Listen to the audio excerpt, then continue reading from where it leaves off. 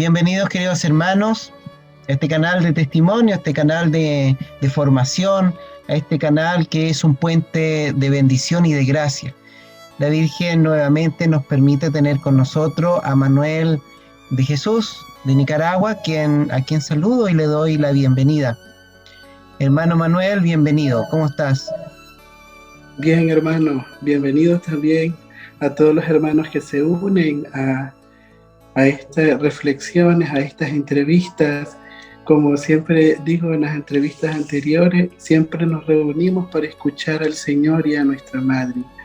Eso es lo más importante de estas entrevistas, que meditamos en lo que Jesús y la Virgen esperan de nosotros. Así que bienvenido a todos los hermanos. Muchas gracias, Manuel, por esas palabras de introducción. Manuel, ¿tú puedes hacer la oración de inicio, por favor?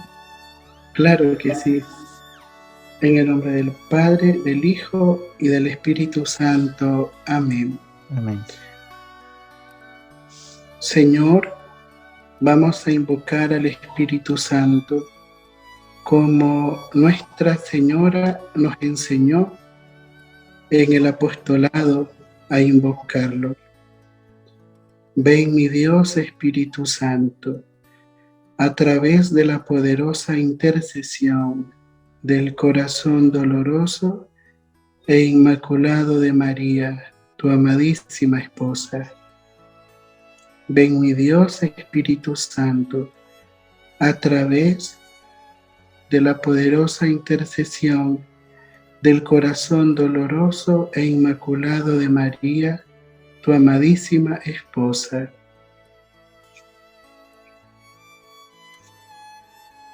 Ven, mi Dios Espíritu Santo, a través de la poderosa intercesión del corazón doloroso e inmaculado de María, tu amadísima esposa.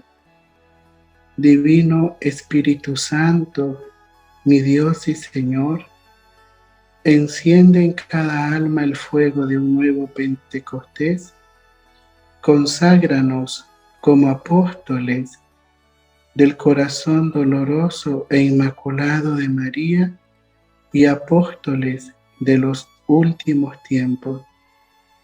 Protege con tu sombra a la Iglesia Católica, salva a las almas del mundo y realiza el reino inflamado de amor de los corazones unidos de Jesús y María. Amén.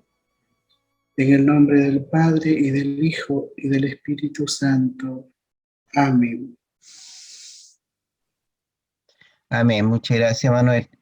Vamos entonces hoy día a conversar con nuestros hermanos sobre un tema que es difícil porque pero también es, yo creo que uno de los temas principales del cristianismo. Es central recordar esto, la pasión del Señor. Bueno, antes de hacerte la pregunta de inicio, Manuel, quisiera presentarle al público que he cumplido con hacer mi cruz gloriosa. No quedó perfecta, pero por lo menos todas las intenciones de hacer los dos corazones. eh, y el padre Jorge fue quien bendijo esta crucecita a través de esta plataforma de Zoom, usando la agüita bendita y la oración propia del apostolado. Así es que la tengo aquí dentro de mis lugares sagrados más importantes, donde justamente hago estas entrevistas. Así es que haciendo lo posible de llevar a cabo esto, de hacer la oración diaria, por lo menos, que es hasta a este símbolo que es la cruz gloriosa. ¿Por qué lleva ese nombre, Manuel? Cruz gloriosa. En uno de los llamados, el Sagrado Corazón Eucarístico de Jesús decía que el apostolado también es una espiritualidad de la cruz. Jesús dice, el nombre del apostolado es apostolado de los sagrados corazones de Jesús y de María. pero como es una obra de estos últimos tiempos, es una obra que encierra muchas espiritualidades, o mejor dicho, todas las espiritualidades, las que realmente han venido de Dios. Y Jesús dice, parte de la espiritualidad del apostolado es la cruz. Y decía Jesús, la cruz, la que me dieron a cargar, en la que morí, esa cruz ya fue gloriosa, fue bañada con mi preciosa sangre y fue el instrumento con que yo redimí a todo el género humano. Entonces, ya desde ese mismo momento Jesús le puso ese término a la cruz, gloriosa. Y en estos tiempos Jesús dice, vengo a presentar la misma espiritualidad de la cruz, solo que quiero que sea celeste y blanco, no porque sea una cruz diferente, sino la simbología de la cruz. Dice Jesús que lo blanco representa el Santísimo Sacramento y el color celeste el triunfo del corazón doloroso e inmaculado de María. La Eucaristía en el centro de la cruz porque dice Jesús que ese sacrificio perpetuo.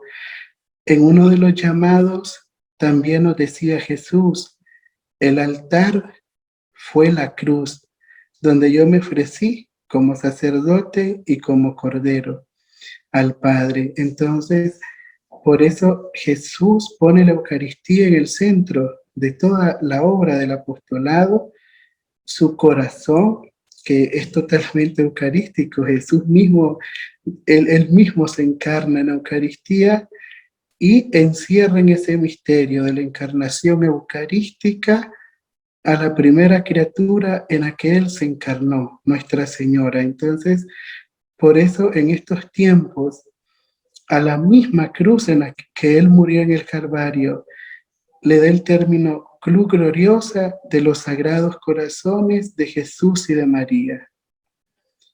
Lo importante de todo es que siempre el cielo habla un lenguaje de amor y en ese lenguaje del amor la simbología es lo importante. Entonces, el signo que Jesús pone en esa cruz es el mensaje mismo. Mm. Qué bueno saber esto, hermano. Tú dices que el apostolado, ¿no es cierto?, tiene todas las espiritualidades. Me gustaría que pudiésemos, a propósito de esta Semana Santa que ya se nos viene muy pronto, de esta espiritualidad que nace con Luisa Picarreta. ¿También está incluida, hermano Manuel, en este apostolado? Sí, como introducción a entender esto, nos decía Nuestra Señora en una de las apariciones, queridos hijos, Dios y el Espíritu Santo mismo ha hecho brotar muchas fuentes de gracia.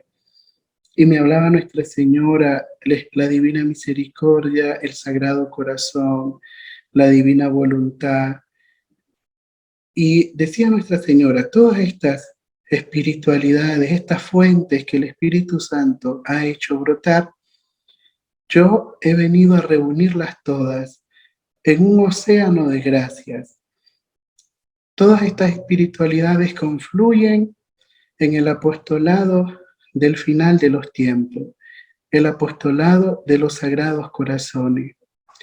Entonces, desde ahí, desde ese llamado, Nuestra Señora explica que esas espiritualidades, siempre me gusta poner el término, auténticas, que han venido de verdad de Dios, Nuestra Señora las está reuniendo para hacer un último llamado, como ella misma llama sus mensajes, los últimos llamados de amor y de conversión.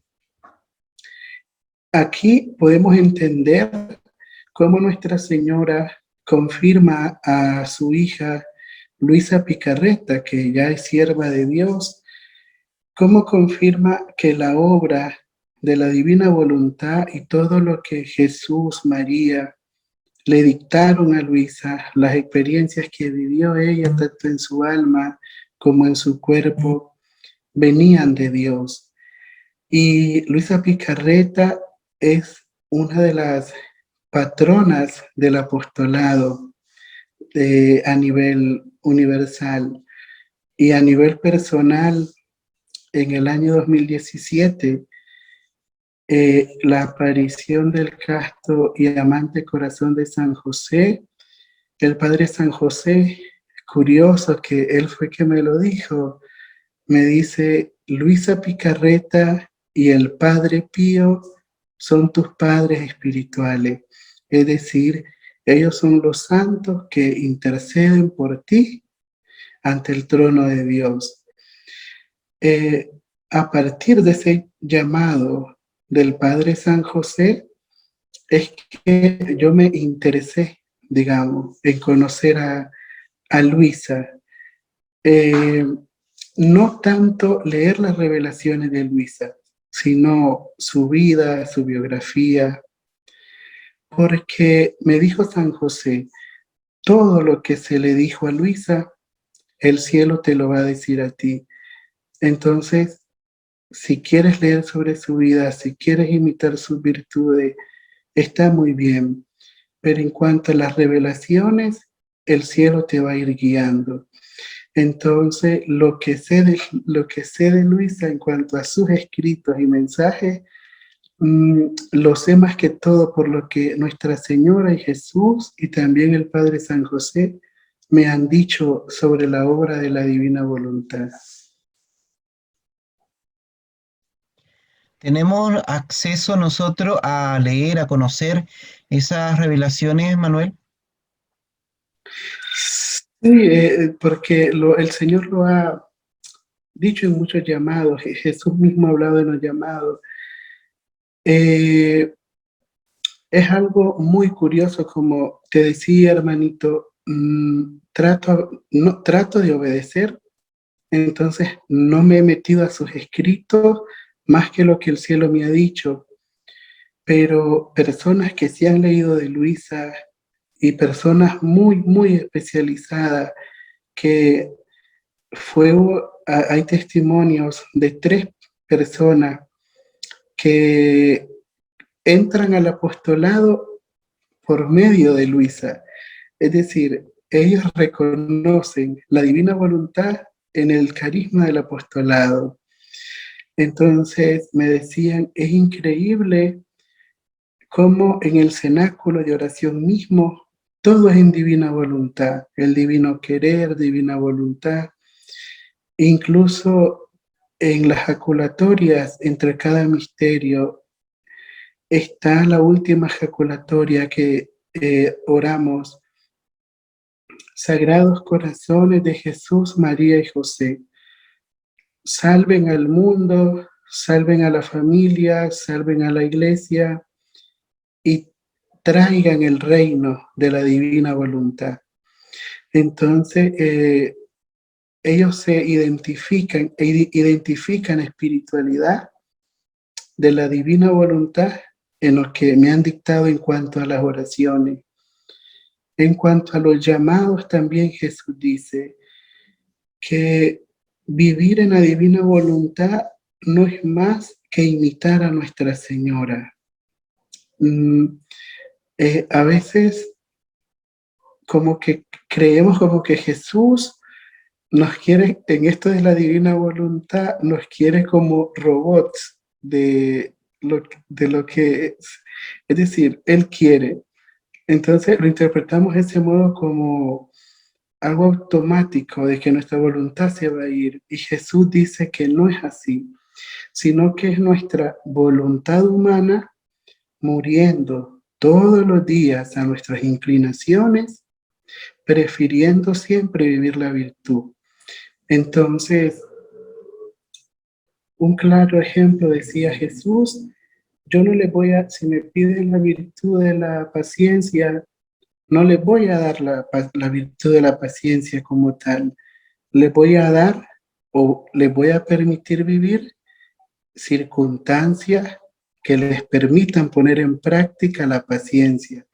Entonces es ahí donde Jesús nos invita al discernimiento, es decir, toda nuestra vida misma es una escuela para poner en práctica lo que le pedimos a Jesús: paciencia, caridad, pureza, obediencia. Entonces Jesús lo que hace es darnos la oportunidad de poner en práctica la virtud que le pedimos. Y Jesús dice, vivir de divina voluntad es eso, preferir siempre mi voluntad, que sabemos realmente, todo ser humano nace con esa ley natural de vida, de saber qué es lo bueno y qué es lo malo. Entonces, es un modo tan sencillo de saber qué es lo correcto. Entonces, al final, en palabras sencillas, es preferir siempre la verdad del Evangelio y dominar siempre las inclinaciones de nuestra voluntad. Digamos, con palabras se oye muy profundo, pero en realidad en la práctica es preferir siempre el bien aunque cueste. ¿Nos puedes ejemplificar, por ejemplo, con la humildad, que a veces se confunde la falsa humildad con la verdadera, con lo que tú nos estás diciendo? Siempre me ha gustado muchísimo esta virtud de la humildad, como lo expresa Santa Teresa de Ávila. Andar en la humildad es andar en la verdad. Entonces, en realidad la humildad es reconocernos criaturas, reconocer que el otro también es criatura como yo, pero puede aportarme algo bueno a mi vida espiritual.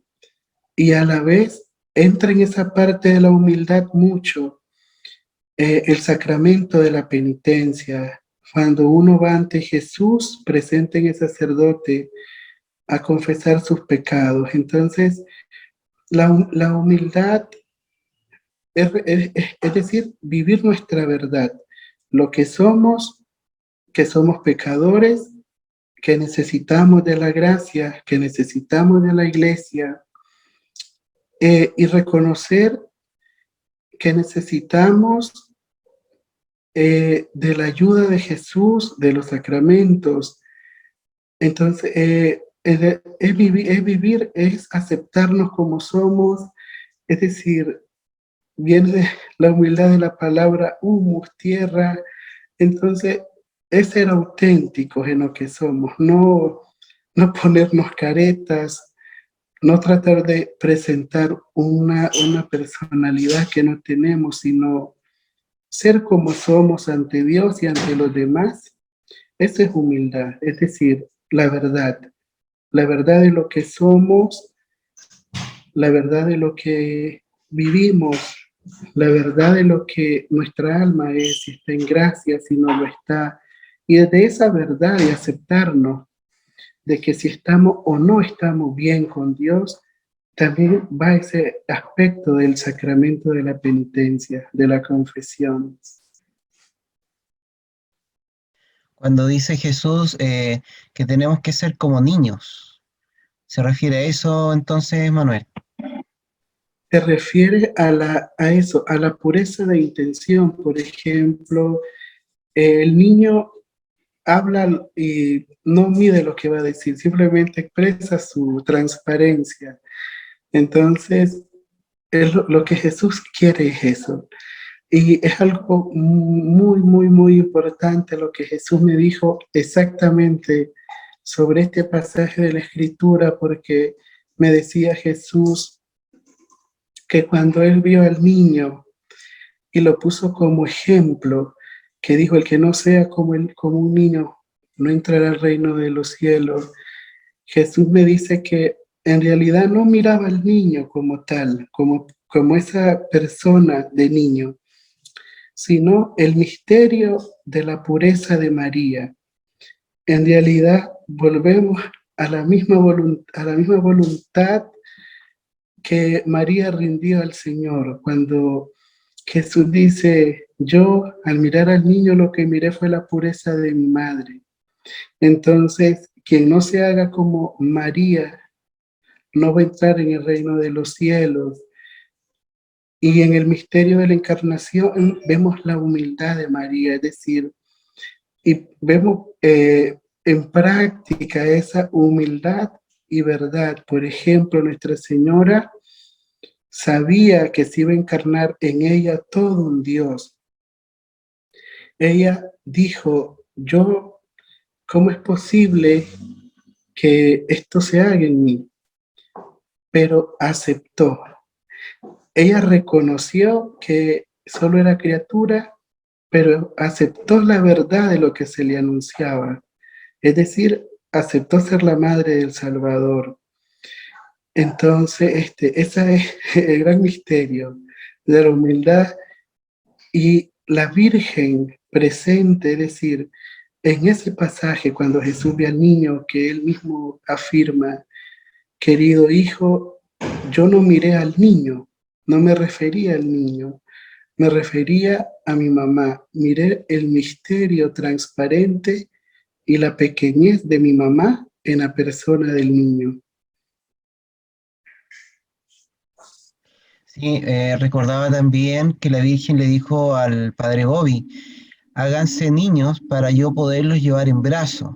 Entonces, cada vez que uno medita, por ejemplo, la presentación del niño Jesús al templo, la Virgen siempre nos invita a ser como niños para ella podernos llevar y podernos presentar también como a Jesús, al Padre. ¿Qué libro tú Sí, nos recomiendas, Manuel, dentro de estas revelaciones que has tenido para este tiempo de Cuaresma, este tiempo de Semana Santa? bueno, un libro que me dictó Jesús y Nuestra Señora. Ellos le llaman las 33 horas de reparación. Eh, en ese libro, es un libro tan profundo que el Señor nos invita a reparar desde la creación misma del mundo. La primera hora de ese libro habla de el deseo de Dios de crear el universo.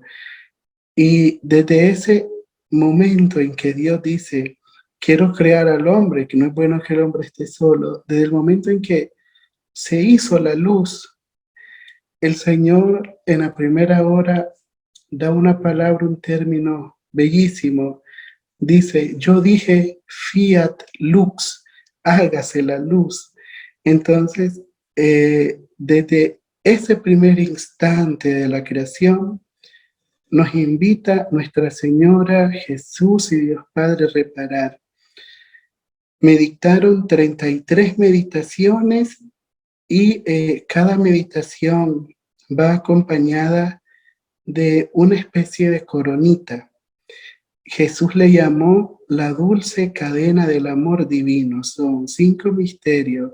Y dice Jesús que cada misterio es un eslabón.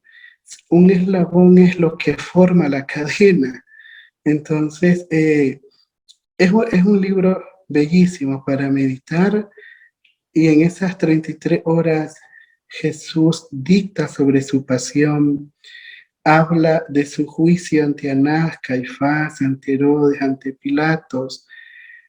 Entonces, yo recomiendo ese libro, Las 33 horas de reparación, que Jesús, el nombre que le ha dado al libro es La pasión eucarística del Sagrado Corazón de Jesús, pero que inicia, nos invita, nos une a reparar desde el primer instante de la creación. En la segunda hora, reparamos por nuestros padres, Adán y Eva. Dios nos invita y Dios nos dice, tomen ahora sobre ustedes los méritos de Adán y Eva antes de haber pecado y ofrézcanmelo en reparación por el pecado de la desobediencia.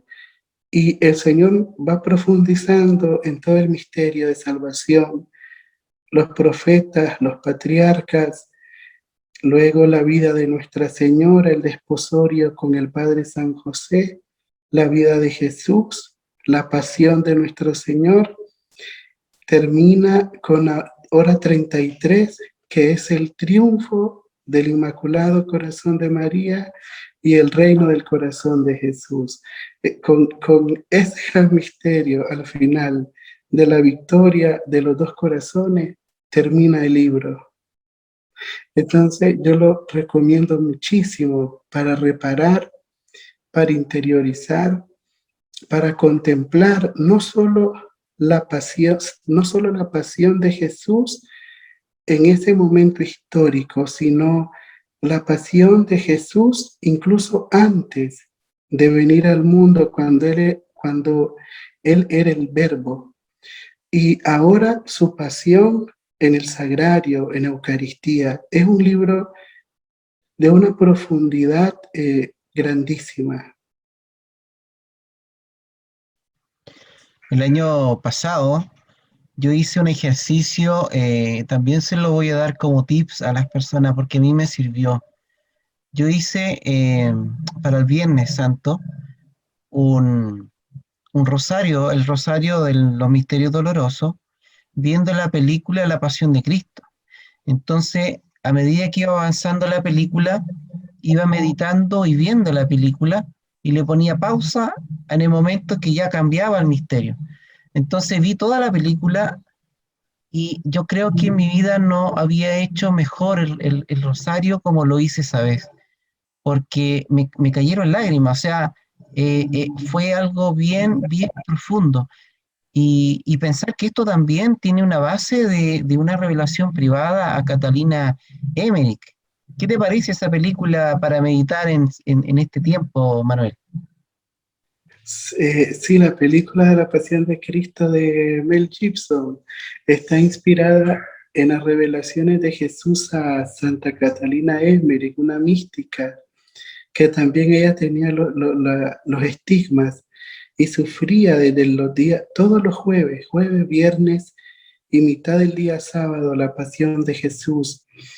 Y entonces él se inspiró en lo que Jesús le dicta a Santa Catalina.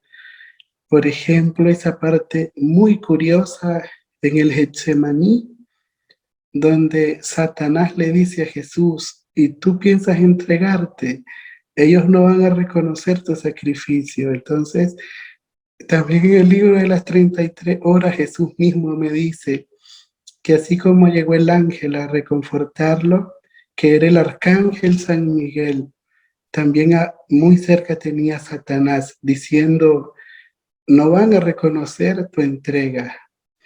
Entonces, la película es bellísima. A mí me encanta verla y es un buen ejercicio dinámico.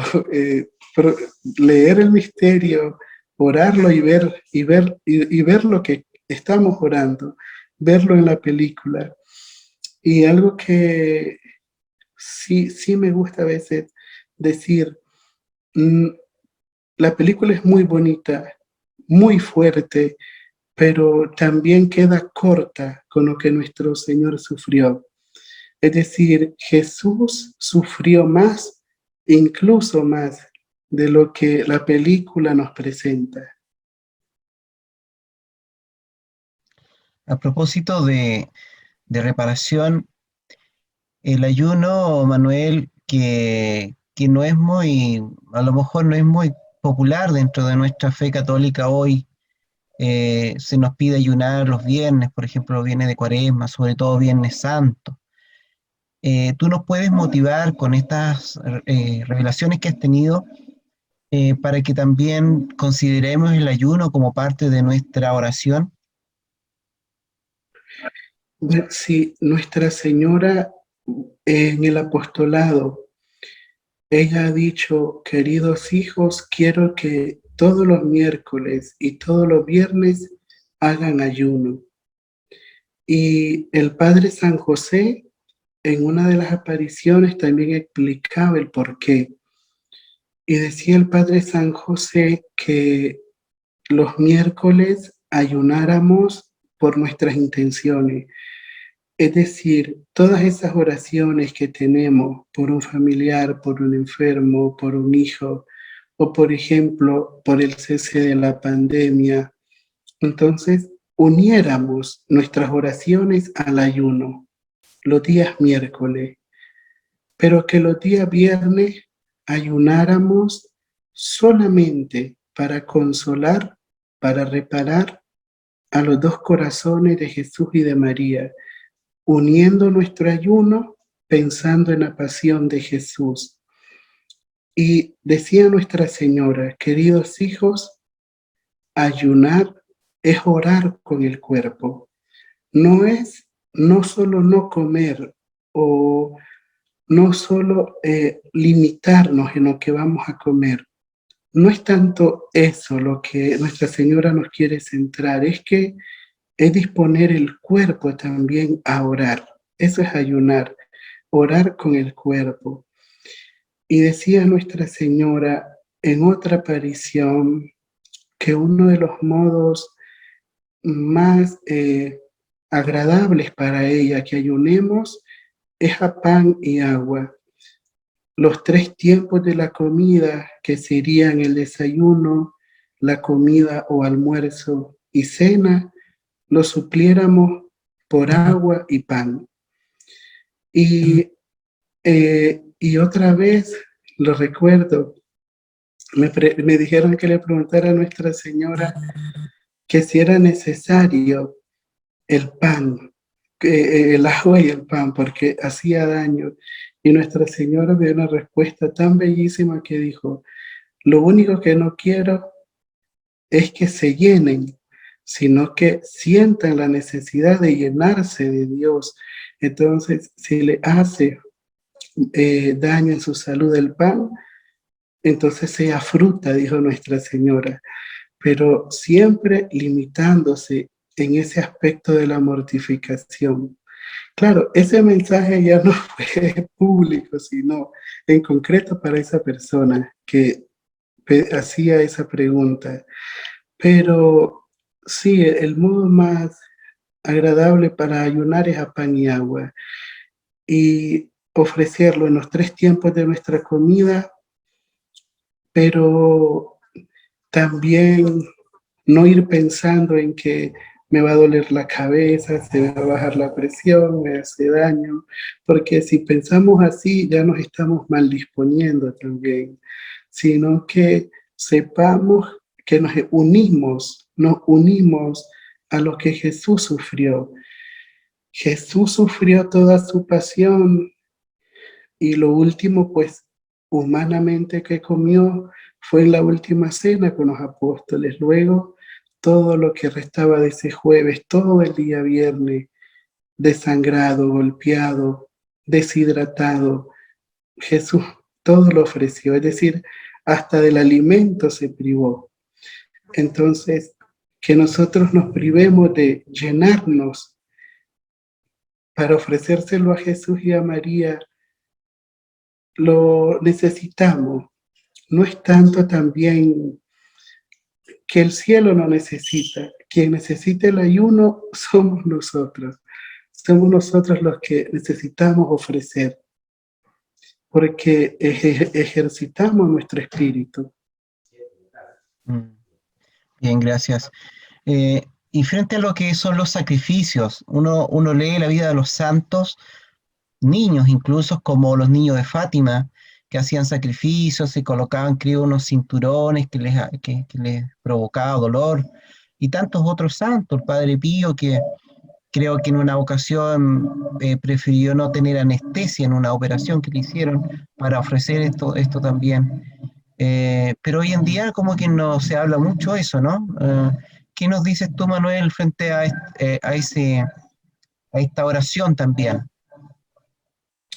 Sí, es lo mismo que decía Nuestra Señora, es orar con el cuerpo. Ella también decía en una de las apariciones que hay que diferenciar muy bien porque nosotros llamamos sacrificio a lo que es penitencia y llamamos penitencia a lo que es sacrificio, como que creemos que es lo mismo. Y Nuestra Señora una vez me habló del mensaje de Montichiari como Rosa Mística y me decía del mensaje de la oración, la penitencia y el sacrificio. Y hablando sobre penitencia y sacrificio, decía Nuestra Señora, el sacrificio es el dolor voluntario que le pueden ofrecer a Dios, privarse de algo, sufrir algo, pero voluntariamente.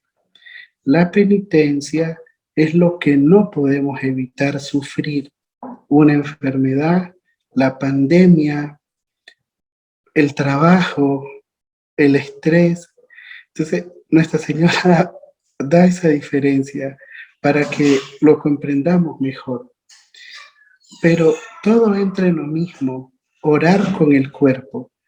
El ayuno, la penitencia, el sacrificio, orar con el cuerpo. No se escucha la pregunta. Se fue la señal, se bajó la señal. No, yo te preguntaba sobre estos episodios que aparecen que recordamos siempre en Semana Santa. Personajes como Santa Verónica que no están en la Biblia, pero que están en revelaciones privadas.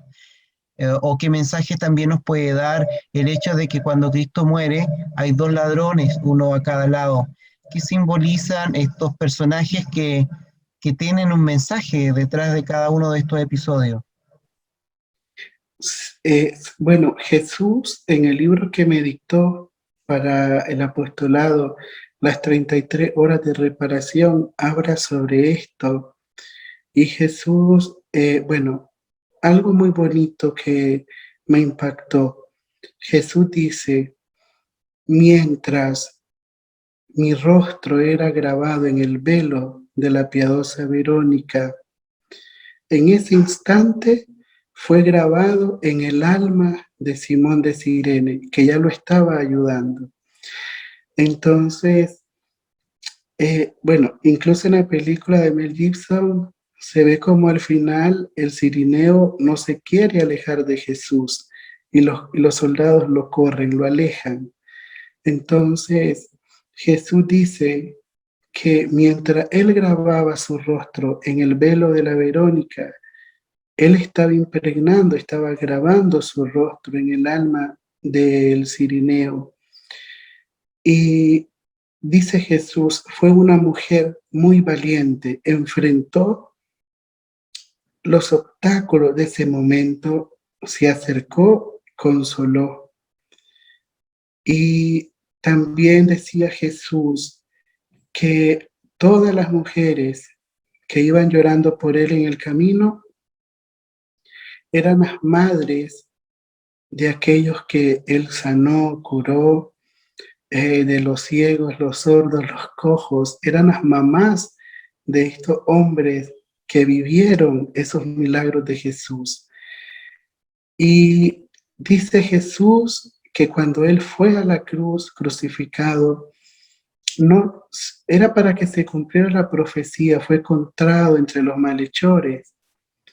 Pero dice Jesús también, y me lo confirmó alguien, un sacerdote que sabe mucho de esto, que cuando a Jesús lo ponen en medio de Dimas y de Gestas, Anás, Caifás y los fariseos creían que ver a Jesús en esa posición como el peor de los malhechores, también la justicia de Dios o la maldición de Dios o lo que ellos llamaban como el castigo de Dios iba a caer sobre Jesús. Entonces, es decir, era para enseñarle al pueblo judío que Jesús en esta expresión era como un maldecido de Dios. Es decir, hasta ese punto de humillación quisieron poner a nuestro Señor. Y en ese libro me dice Jesús, ellos querían que la justicia castigara al justo por excelencia. Y Jesús dice que Dimas, que es el buen ladrón, y que Jesús le promete llevarlo al paraíso, al ver mi rostro ensangrentado, Dimas se conmovió y se arrepintió de sus pecados. Entonces hay un tema en este pasaje de ese libro que Jesús toca, y es este famoso tema del gran aviso, de la iluminación de las conciencias que se profetizó en Garabandal. Y Jesús dice, Dimas en ese momento tuvo su pequeño gran aviso. Al ver mi rostro miró todo lo que había hecho mal. Y ahí en la cruz también él se arrepintió. Entonces, dice Jesús, los primeros reparadores por excelencia fue mi madre, Magdalena y Juan, pero siguieron el ejemplo de ellos tres, las mujeres, el Cirineo, la Verónica, incluso el buen ladrón, y termina con el ejemplo de Nicodemo y de José de Arimatea, cómo lo bajan de la cruz y lo llevan pues a que repose dignamente en la fosa. Entonces Jesús habla de toda esa simbología en este libro de las 33 horas. Y